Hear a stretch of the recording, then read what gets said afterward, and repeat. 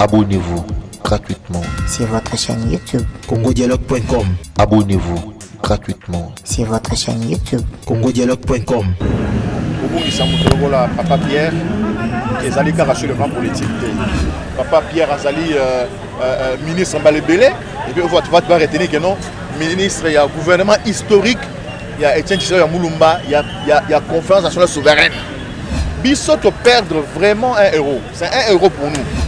On ne peut pas ne pas dire qu'il y a un secret, mais attends, puis le mot c'est on dit. Dans le hasard, ils ont raté, parce qu'Azala qui était en campagne, il y a un président élu, Martin Fayoulou, oui, Papa Pierre Azali, parmi les pionniers, il y a la société civile Namboka Oyo, je sais que c'est un papa. Bon, Nandinga qui tombe à moi, ça va être trop carré. Bon, voilà. On avait des choses à défaut. Donc, je crois que Moutouna Moutazan a jugement à reporter sur Papa Lumbi, à sa moto, à sa défaut. Mais Koloba Kazala est très surtout dans le qui a l'ongwa qui dans le présidentiel, c'est la vie politique. Pierre Lumbi, un cadre politique, un visionnaire, à comprendre, à accompagner. Mais dès le sang, on dit oh, mais les messieurs qu'on a accompagnés, en tout cas, les attentes ne sont pas autres que moi. Il s'est retiré, ça c'est le courage. C'est très dur, c'est malheureux quoi, on n'a pas de choix. Quand on arrive au pouvoir, on n'était pas préparé, c'est ça les conséquences. Et puis les alibas, les alibas opprobre à Genève. Abonnez-vous gratuitement sur votre chaîne YouTube congodialogue.com. Abonnez-vous gratuitement sur votre chaîne YouTube congodialogue.com. congodialogue.com. www Congo Masolo Congo Solo là.com. Kitoko. Bobby Ronaldinho le King is back. Bolandara mingi Congo Dialogue Francine Ngembe mission www.congodialogue. Voilà, chers messieurs, nous sommes très honorés de vous recevoir en nombre. Vous qui nous suivez partout en ce net moment, comme vous le savez, nous avions dit dans nos précédentes émissions, le Congo a perdu un des grands hommes, un homme d'État, en la personne de Pierre Lumbi, qui était un grand cadre dans la scène politique en République démocratique du Congo. Il a tiré sa révérence depuis le dimanche dernier. Comme vous le savez, il fut le président des mouvements pour les socialistes de la révolution, MSR. Aujourd'hui, il était président de MS, mouvement des socialistes. Il était secrétaire général du parti Ensemble pour la République de Charman Moïse Katumbi Chapwe. Dieu a voulu que les listes disparues puissent nous quitter. Sur ce, nous faisons une émission pour lui rendre les derniers hommages ici à son siège. Donc, je ne suis pas seul, je suis accompagné de M. Jackie Ndala, M. Ndala Mpoyi, Gédéon Kaboun, président de la DKP Dynamique Katumbi, président cadre de ce parti Ensemble pour la République. Avec lui, nous allons essayer de parler, bien sûr, dans nos premières 15 minutes de l'émission, rendre hommage et donner des témoignages à cette liste disparue. En tout cas, c'est un grand homme, comme vous le savez. Et après, on va quand même essayer de parler sur certaines questions d'actualité politique en RDC. Monsieur Jackie, bonjour. Bonjour, mon cher Steve. Bonne santé. Non, ça déjà bien. Na combo ya corporation, na combo ya maison na biso, to bani ko présenter ba condoléances na bino bato ensemble pour la République. Boyamba qui nouvelle on est nini ko bumisa Pierre Lumbi. Merci pour la condoléance. Moni ko bumisa mutolola Papa Pierre qui est allé sur le plan politique. Surtout que ceux qui azali mutu oyo bozali ko solo là oyo azali le la ndenge na lui tout à l'heure papa. Neti pour nga particulièrement tant que sur la montagne on va témoignage d'abord tant que ça on a démarqué parce que oui na minute oyo musala mune nazali nango pona ko fan de ça lancement ya parti na biso ensemble avec et nazala qui va gérer tout ce qu'il y a dans la lien na préparatif il y a agrément ya parti ma carte aux alandingeni. En fait, c'est lui qui était un peu au cœur de tout en tant que secrétaire général. Et puis même dans la structuration à partir de c'est pas ça confondre le bi Nazali nommé président Ligue des jeunes il y a ensemble République D nous mise en place à partir ça limité mais il y a déjà au là dans casting na la réunion pour proposer ba combo pour ça là ça là et puis à niveau il y a déposer autorisation pour la agrément à partir tozwi sango wana na pasi na motema mawa mpona libota na ye biologique mawa na bandeko nyonso oyo tobengi ya lamuka oyo bayebaki ye personnellement parce que azalaki directeur ya campagne ya président élu Martin Fayoulou mawa na bandeko ensemble pour le changement mawa na bandeko ensemble pour la République mawa na bandeko ya dynamique Katumbi président eza pasi koperdre mutu oyo ya boye na moment oyo. Voilà, tozo tambolaka na cameraman na biso azo conduire biso mais mutune eza on dirait yo avozala na CCI ozaka na MSR. On a le témoignage moni papa Pierre Lumbi azali parmi ba homme politique à Liboso à sa confiance. Nga la on la Digital Congo journaliste chroniqueur en musique ne ba to yebeli.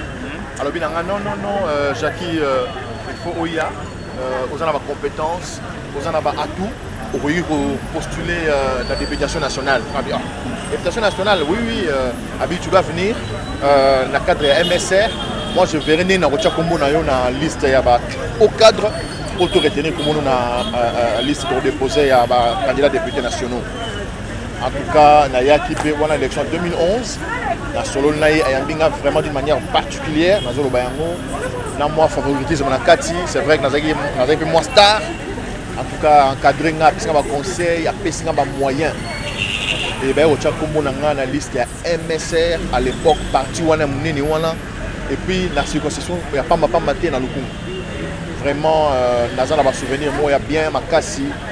Ya éviter bingi balobaka so muta kufi fo kumisa e wana za culture na nga ité. Na so wali motema mabe na lobaka motema mabe ya ndenge na nga. Mais papa Pierre azala moto moya motuya pour na nga.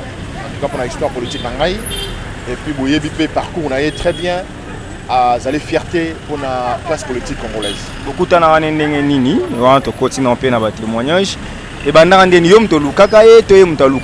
donc qu'est-ce qu'ils avaient fait que vous m'a convaincu pour que ta MSR non nga nazalaki jeunesse digital Congo nazala concert na moko Sonia Lukusa Sonia Lukusa ouais voilà voilà Sonia Lukusa, donc il y a une rédaction, il y a une chronique musicale. Abinga, abino, nous avons en contact avec Moutoumoko, sur nos candidats. Il y a beaucoup de solo là. Oh, c'est vrai, la KIP, il y a des manga, voilà, les mangas et puis maintenant il y a bon parce que nous tous nous sommes nandé. Mais quand on a ébaé Kala, Boebi, papa Pierre Azali, parmi les pionniers, il y a la société civile Namboka Oyo. Papa Pierre a parlé d'un mouvement d'abord d'organisation paysanne, donc au groupe bazaro négligé, il y a ça qui est là et l'autre pour encourager les paysans. Papa Pierre Azali ministre Mbalebele et puis tu vas retenir que non ministre il y a gouvernement historique, il y a Etienne Tshisekedi Moulumba, il y a conférence nationale souveraine. Azam ministre et puis pas n'importe quel ministre, il y a coopération extérieure. Donc Azam Moutoumoko il y a sa carrière politique. Même ma femme donc c'est quelqu'un qui a tout, qui a ma compétence, qui a ma capacité. Bissot perdre vraiment un héros. C'est un héros pour nous. Faut le dire clairement. Bissot a dynamique à tout le président. Ensemble pour la République. On a perdu un héros, un modèle. On a perdu un leader, un papa chéri. Non seulement besoin de chérir, mais un peu de chérir Bissot. Voilà.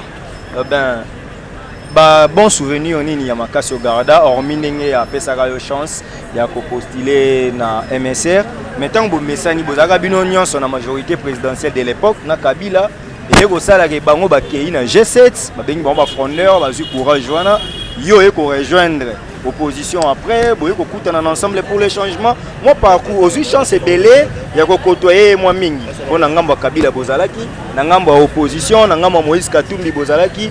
Donc, il y a un grand souvenir au Yogarda na Pierre. Steve, un grand souvenir, un grand moment, quand on a été belé. Parce que mon Hermoro na vie à Moutou, par coïncidence, on a le hasard et ça l'a raté. Peut-être par coïncidence, c'est-à-dire au Canada, on se retrouve côté où on a pays qui la vie politique nangai. Aux hommes même que dans les besoins de la candidate député na vie nanga, les gens la partie à Papa Pierre Lumumba.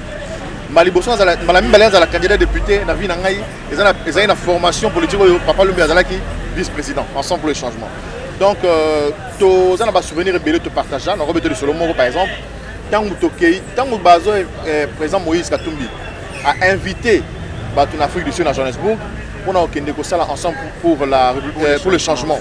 Plateforme électorale. En 2017 je pense, mars sur la bourse année bien 2017. On va inviter comme babenganga oh non ba besoin inviter comme président il y a mouvement de réveil de conscience. Habité non na koya comme représentant MRPCT.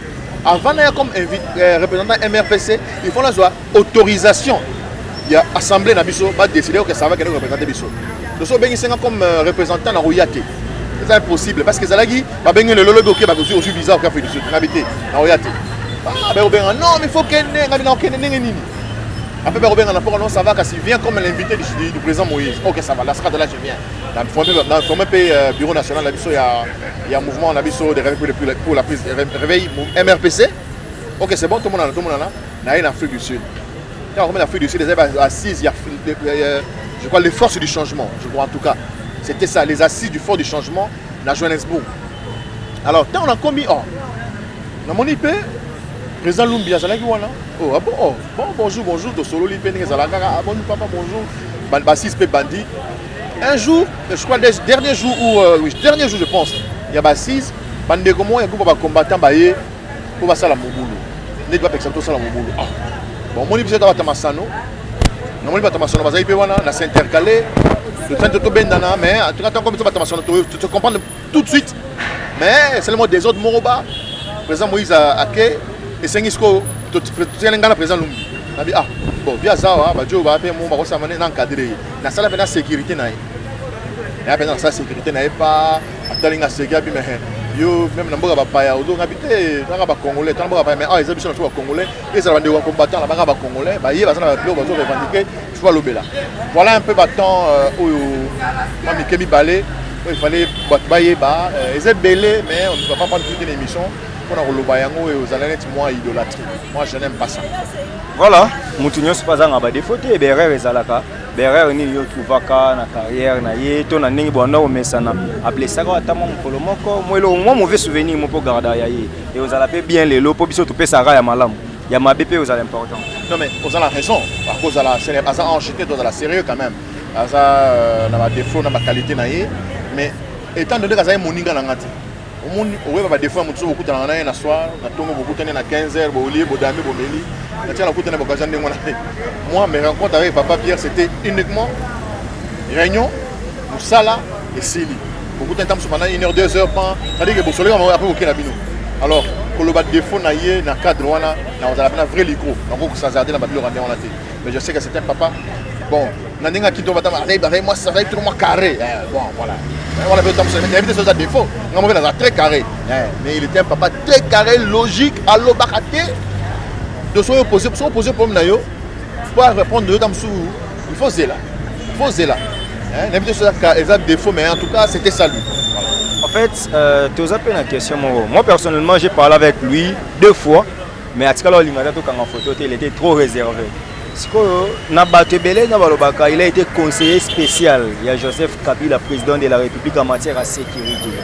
Donc, Kizaye, on a été pour une polémique, mais quand même, les appels au sur lui, qui va aider Kabila, Nakuboma Batu, il y a des conseillers en sécurité, on a des dérapages, on a des marche. Et quand il a quitté, c'est comme s'il n'était pas prêt de faire l'opposition. Moïse Katoumi, Moïse Katoumi va miner promettre qu'il est président, à la présidente de la République, et il ne pouvait pas faire l'opposition. Il y a Moïse pour avec en 2015, 2016, comme année président, et puis nous allons traverser de l'autre côté pour les camps plutôt de la Kabylie, Bazaraba très Batraïssa, Bango pour mener comme une fin mandat. C'est vrai. Parce que yo opinion ba tozo tout na question. Voilà opinion politique bande ko ya on a zoloba. Moninga na ngokota na mutalobi tam so geninga na jaquette na zana moyibi. Bon ngamo na moyibi na on sa commentaire na onde. Donc je crois que mutuna mutazana jugement na reporter sur fait papa Lumbi asa moto asa na ba défaut mais ko lo ba kasala très très surtout na ndenge ki alongwa ki majorité présidentielle c'est ba baby politique. Qui n'a pas travaillé avec qui Nani Asalana Nanite Kasavubu Asana Lumumba Lumumba Asana Kasavubu Mabebana Mobutu Asana Lumumba Asana Mobutu Akabwana Tshisekedi asala na Mobutu. Mobutu a fait bakablo Mobutu nyonso asala na Mobutu nyonso. Kosala Kabila ezali asala Kabila ando. Non. Eza engagement, eza vision. Ceux qui n'ont pas vision de Kabila comme le Makamuto surtout travailler na ye. Je pense que ezali babilo retenir papa Pierre a moni que non pour l'instant Kabila auto comme le pouvoir. Attends ma vision mo boye. Bon bitan Kabila comme le pouvoir. Après ça sera même garantie dans la communauté internationale. Tant à sengi batuba zonga. Zonga babilo bele papa na zo boya azongi siango. J'ai mon espoir. Pierre Lumbi, un cadre politique, un visionnaire à comprendre, à accompagner. Mais dès le sang, on dit mais les messieurs qu'on a accompagnés, en tout cas, les attentes ne sont pas autres comme moi. Il s'est retiré. Ça, c'est le courage. Bon, dire que Papa Pierre, à l'Andagui, président Moïse Gatoumi, parce que Bamindele va rassurer qu'il y a au pouvoir. Mais ça, c'est encore une opération. D'accord. À l'Andi, Moïse Gatoumi, Mindele va rassurer le pouvoir. Ok. Quand tu serais le pouvoir, à quelle sérénité. Donc il y a une contradiction. Je pense que c'est quelqu'un de conviction, quelqu'un d'engagement, un modèle, une fierté, quelqu'un qui a su assumer ses positions politiques, quelqu'un qui s'est battu toute sa vie contre les injustices, jusqu'à priver même sa famille biologique de la haute fonction. Papa, le conseiller spécial, il y a chef de l'État en matière de sécurité, a démissionné. Batuni ma on a réunion bon azada ko bazada ko babima via téléma akenda na conseil spécial à Kabila et batumi bat critique à biso to travailler na Kabila et mo na comprendre tes za nini au fait dans la plupart des cas ça on va dire bakino à congolais jalousie vous monde pourtant posant on a no longwa tu dois quitter ce n'est pas bien mais tant longé vraiment critiquer mais je n'ai jamais compris ça donc je crois que Papa Pierre c'est une fierté. Les Congolais ne démissionnent jamais. Non, il y a des gens qui ont démissionné. Moïse Katumbi a démissionné. Voilà un peu l'école. Donc, je vais démissionner. Dans le cadre de la RTNC, vieux tout à l'heure, vieux Azaï, directeur de l'Auto, le grand problème. Il a vu dans la carte. Maintenant, directeur de l'Auto, ah oui. Moi, je pars. Mais rassurez-vous, la RTNC restera. Je le dis ça comme ça, le Kenda. Donc, il faut être correct dans ce qu'on fait, il faut être serein, il faut être surtout constant. Est-ce que quelqu'un a un secret d'État? Parce que quand vous allez conseiller en matière de sécurité, de 2007, après la disparition de Papa Samba Kaputo, il y a eu commande en 2015. Donc, ce que tu calcules, tu as un onion. Il y a un Kabila Kala quand même. Abandana Kabila Kala. Donc, tant que Samba Kaputo a un conseil spécial, il y a un directeur de cabinet, il y a Samba Kaputo. Donc, c'est quelqu'un qui a un bah oui, il est parti avec beaucoup de choses. C'est une bibliothèque, moi, je suis une bibliothèque il fallait vendre avec un solo, une conférence, et puis vous avez un style naïe. Papa Pierre a bulldozer. Mais il n'a pas écrit malheureusement. Écrire, écoutez, ça c'est aussi un autre débat. Bon, s'il n'a pas écrit, moi et toi on ne sait pas. Mais moi je sais qu'il a beaucoup écrit. Moi et toi, on a écrit, il y a comment. Il y a un manuscrit comment. Ils avaient beaucoup de publier les alliés. Il y a un sérieux problème. C'est vrai, nous écrivons pour qu'ils lisent. Qui vont lire? Non, qui vont lire? Parce que 85% des Congolais sont analphabètes. Jusqu'au commandant, même ceux qui sont instruits, la classe moyenne, la classe moyenne n'existe même pas. Les intellectuels ne lisent pas. Donc c'est du n'importe quoi. Donc ceux qui écrivent pour lire eux-mêmes. Les Congolais ne lisent pas parce qu'ils ne veulent pas, ils ne lisent pas parce que 85% sont analphabètes. Et ceux qui ont étudié ont du mal à fréquenter les bibliothèques. Donc tout à fait. Il n'y en a même pas. Il y a la bibliothèque moyenne. Bibliothèque nationale, il y a un problème, là, il y a un ouvrage. Bibliothèque nationale, les bibliothèques, il y a des archives. Tous les discours, tout le monde les a. Bibliothèque, maintenant, bibliothèque scientifique, étudiant, maintenant, longue, maintenant, il est plus peine, à côté, à côté, côté, géographie, à mon niveau, géographie, à côté, maintenant, maths, à mon niveau, donc, on est dans un pays, un État sans loi ni foi. Voilà. Lelo neto so la wepo émission zokota lelo bazo kende kotika nzoto na ye na mabele Papa Pierre Lumbi accueilli na kati ensemble pour la République déjà c'est une perte pour la qui secrétaire général parti na bimité besoin ba préparatif après ba confinement bo lancer officiellement parti na kati ensemble qu'est-ce qui va se passer Nabi qui bosa déjà dans trou te présenter ma condoléances. Est-ce que le bureau politique faut se réunir encore, va désigner notre secrétaire général? Qu'est-ce qui va se faire? Qu'est-ce qui va se passer dans la disparition brusque de Papa Pierre? Non, je pense que déjà moment il y a confinement, donc dans l'état d'urgence sanitaire, ce qui va se passer, bureau politique, est-ce qu'ensemble pour la République, dans le bureau politique? Non, ensemble pour la politique, ensemble pour la République, dans la structure de Moroté officielle, ensemble, et dans le groupe de Botamito, en fait, parti de la Bissau. Il faut dire aux gens, le parti est en chantier, est dans le laboratoire, on est dans la cuisine. Les grands cuisiniers, c'est vrai, maître, maître, cuisinier, accueilli, je crois que Bato Bazali, on a la compétence, on dirait, on a pressé, on a Papa Pierre. Tobungisie, tozana mawa, to côte mawa pene côte dans nos pena, tout c'est to côte sama wana ne côte dans pena après to bimara, to mara, azamutu, to iko remplacer automatiquement, to remplacer pas jamais, parce que ça n'a pas compétence dans ndenge nae, azamutu ndenge nae, pour remplacer immédiatement c'est impossible. Mais nous pensons que ensemble la République, la mission à collaborateur direct très proche à présent Moïse Katumbi. Comme secrétaire général et parti là-dessus. Tomoni na place morgue ezakuna na morgue na clinique chinoise na ba image toza nango tomoni présence à Jean-Pierre Bemba, tomoni présence à ba leader rebelle à la Muka et tomoni Bemba Leli. Un homme ndenge toloba ke ba konzi balela te na miso batu. Mais pleurer Papa Pierre c'est juste parce que encadrer bango c'est parce que azaki na bango na ba propagande c'est pas donc pourquoi tomoni est frappé ti na ngambu ya cash. Tout le monde a un message, il y a un IDPS, un message, il y a le président Tshisekedi, tout na collé là-haut. Le problème, c'est vraiment nini. C'est trop important et parce que la mort est naturelle, tout le monde sait qu'il devrait toujours partir parce que les gens sont trop courts. Mais comment on a un haut cadre et un homme d'État collé là-bas? Qu'est-ce qui se passe? Et là, on est bombé là-bas. Non, personnellement, je ne peux pas savoir l'affinité entre le président Jean-Pierre et le président Pierre Lumbi. Mais oui, bon, il y a un moment où papa, tout un moment où on va faire belé.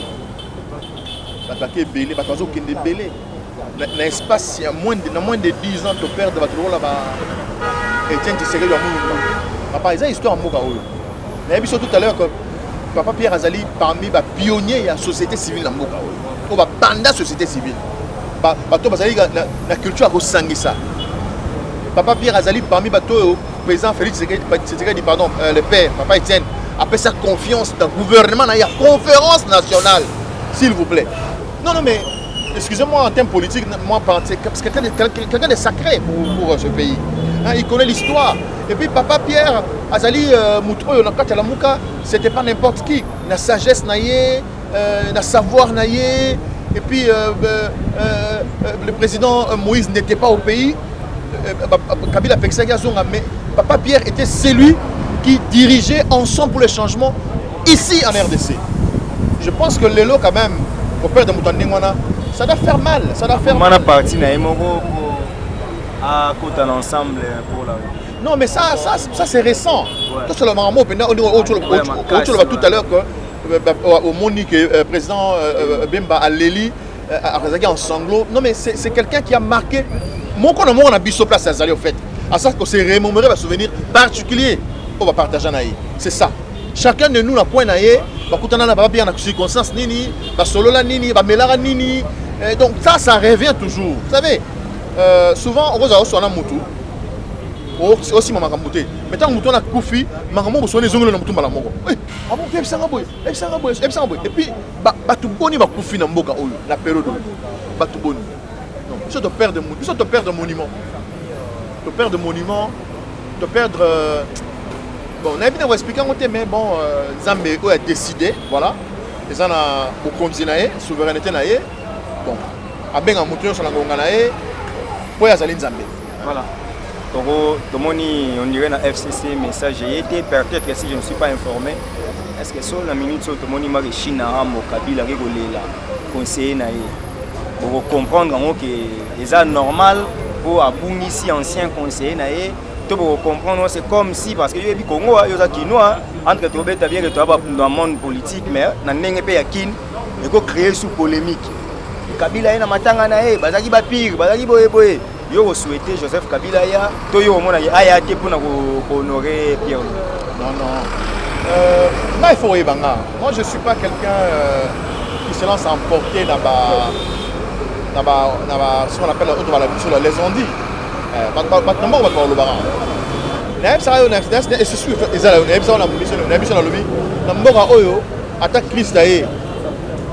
comme président Mbora Oyo, on dit ata yesu on quitter le monde ça va, comme président la chambre de tel ministre, la chambre on dit on été et la ninga na biso congolais dans la culture wana.